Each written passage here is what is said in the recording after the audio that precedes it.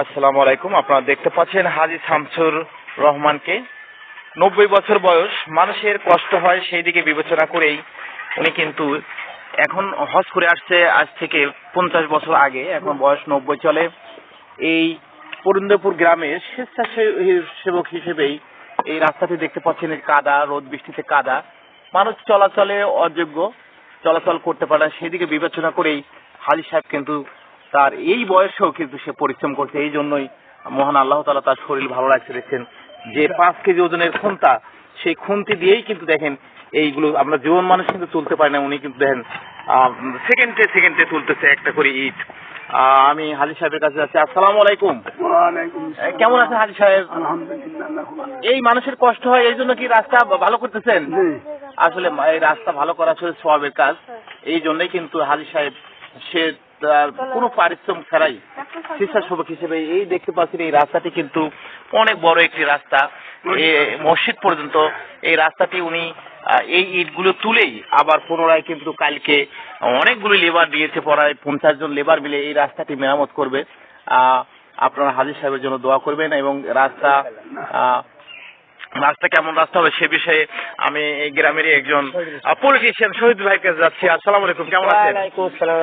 এই রাস্তার পরিকল্পনা বলেন, কেমন রাস্তা হবে? এই রাস্তাটা হাইট হবে, এখন 2 ফুট হাইট হবে এবং সাবমার্স হবে।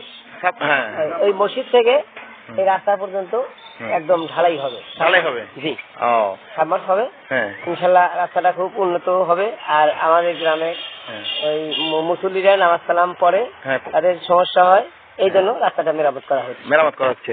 ধন্যবাদ। আসলেই দেখতে পাচ্ছেন এই গ্রামের মুসল্লিদের এবং যারা বসবাস করে তাদের সুবিধার জন্যই এই মুরব্বী কিন্তু এই রাস্তাটির নিরলস পরিশ্রম করে এই রাস্তাটি মেরামত করছে। আসলে অনেক যুবক রয়েছে কিন্তু তারা কিন্তু স্বেচ্ছাসেবী হিসেবে আসতেছে না। আর আগে যারা মুরব্বী রয়েছে তারা কিন্তু অনেক পরিশ্রমী, এই রোদ বৃষ্টি তাদের কাছে কিছুই না, সেই জন্যই কিন্তু সে দেখেন স্বতঃস্ফূর্ত ভাবে কাজ করে যাচ্ছে, একটু আলসেমি নেই, সারাদিন কাজ করে যাচ্ছে। রাস্তাটির অবস্থা দেখাচ্ছি, দেখতে পাচ্ছেন এখানে যে রাস্তাটি রয়েছে, রাস্তাটি কিন্তু এই সবসময় কাদা। এখানে স্কুলের ছাত্র, কলেজের ছাত্র সবাই এখান দিয়ে যাতায়াত করে এবং এই গ্রামে যে চাকরিজীবী রয়েছে তারাও কিন্তু এখান থেকে বের হতে পারে না। অনেক মুরব্বীরা দেখতে পাচ্ছেন ওখানে দাঁড়িয়ে রয়েছে, তারা সামনে একটা মসজিদ রয়েছে, সেই মসজিদে কিন্তু মেইন রাস্তাটি আপনারা দেখতে পাচ্ছেন অনেক সুন্দর। এই মেইন রাস্তা দিয়েই তারা কিন্তু এই গ্রামে প্রবেশ করে।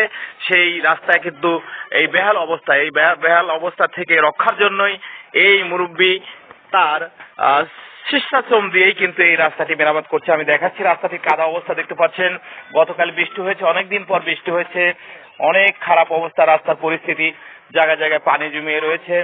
এই পানি থেকে রক্ষার জন্য যাতে স্বতঃস্ফূর্তভাবে সবাই এই রাস্তাতে চলাচল করতে পারবে সেই জন্যই কিন্তু সে তার নিরলস পরিশ্রম করে যাচ্ছে। এবং আপনারা এই শামসুল হাজীর জন্য দোয়া করবেন, সে কিন্তু নিজেই এই কাজটি করছে। দেখেন ভ্যান রিক্সার কি অবস্থা, অনেক কষ্ট করে ভ্যান রিক্সা এখান দিয়ে কিন্তু যাতায়াত করছে। গ্রামের মানুষের অনেক কষ্ট, হাজার হাজার লোক কিন্তু এই রাস্তা দিয়ে চলাচল করে এবং অনেক কষ্টেই তারা কিন্তু যাতায়াত করে থাকে। সামনে একটি মসজিদ রয়েছে, যে মুরব্বী। আসসালামু আলাইকুম, কেমন আছেন ভাইজান? ভালো আছেন না? এই আপনার শুনলাম এইখানে আগামীকাল রাস্তা হবে, আপনাদের কেমন লাগছে রাস্তা? খুবই ভালো, আমাদের মসজিদে যাওয়ার জন্য খুব সুবিধা হবে। হ্যাঁ, মসজিদে আপনাদের কষ্ট হয় না? জি, পানি বেঁচে থাকে, এখানে বৃষ্টি হলে পানি জমে থাকে। হ্যাঁ, তো রাস্তাটা হলে পরে খুবই সুন্দর হয় মসজিদে যাওয়ার জন্য। এই রাস্তায় যে পুরাতন ইট রয়েছে, এই ইটগুলো গ্রামে অনেক জীবন রয়েছে, তারা পরিশ্রম করছে না, কিন্তু শামসুল হাজী সাহেব উনি স্বেচ্ছাসেবী হিসেবে এই রাস্তা করছে। এই সম্বন্ধে হাজী সাহেব সম্বন্ধে কিছু বলেন।